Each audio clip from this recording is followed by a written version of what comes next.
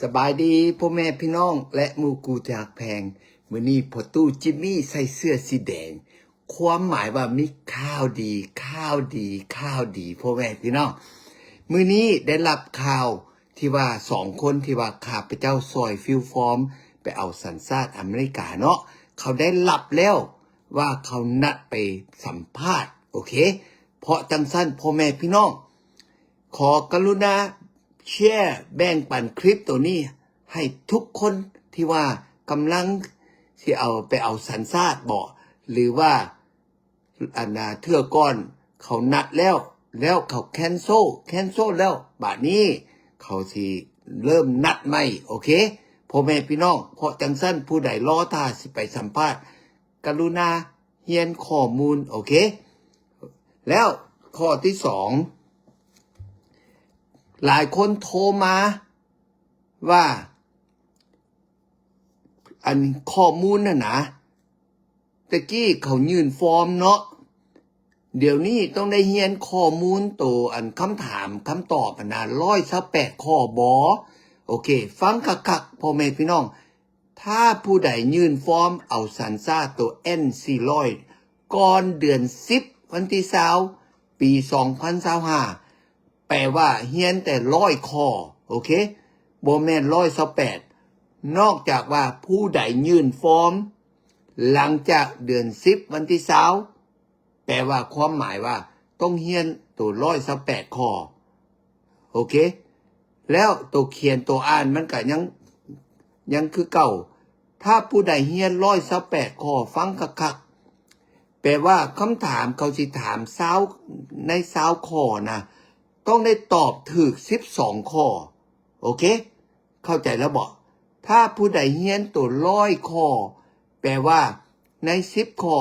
ถ้าตอบถูก6ข้อแปลว่าผ่านโอเคถ้าผู้ใดยังบ่เข้าใจก็กรุณาโทรหาพ่อตู้จิมมี่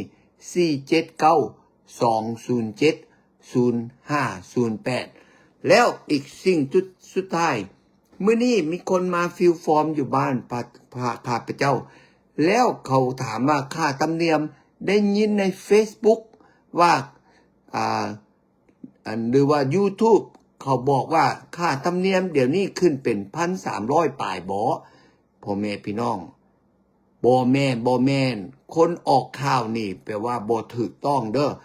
ปัจจุบันนี้ยัง760ค่าธรรมเนียมโอเคเดี๋ยวนี้มีแต่ว่า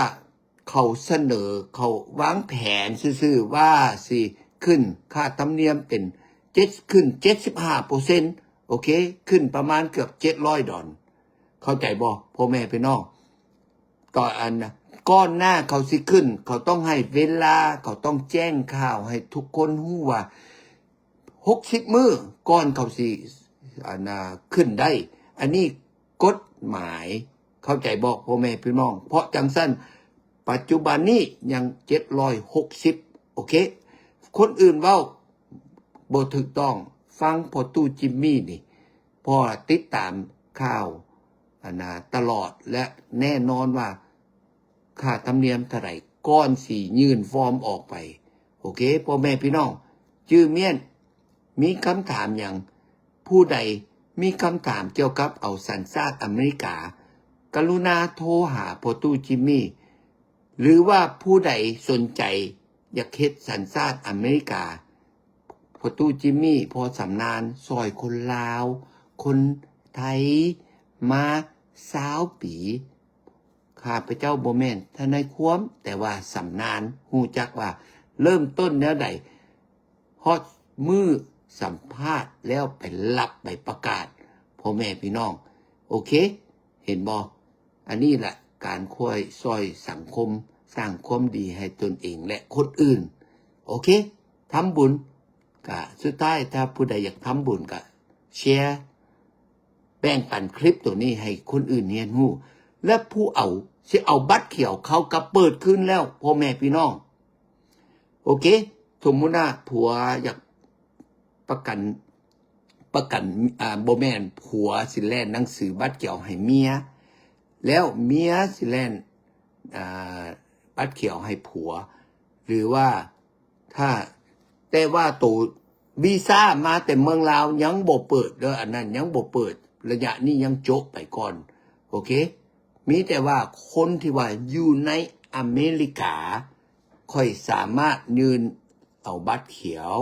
ไปสัมภาษณ์เอาบัตรเขียวหรือว่ายื่นเอาสัญชาติอเมริกาแล้วไปเอาสัญชาติอเมริกาแล้วไปเอา work permit อันนี้เปิดคือกันเด้อผู้ใดที่ว่ายังบ่ได้บัตรเขียวและอยากขอ work permit ก่อนไปเฮ็ดเวียกเฮ็ดการเนาะได้บ่มีปัญหาโอเคพ่อแม่พี่น้องเด้อขอบใจพบกันโอกาสหน้าบ๊ายบาย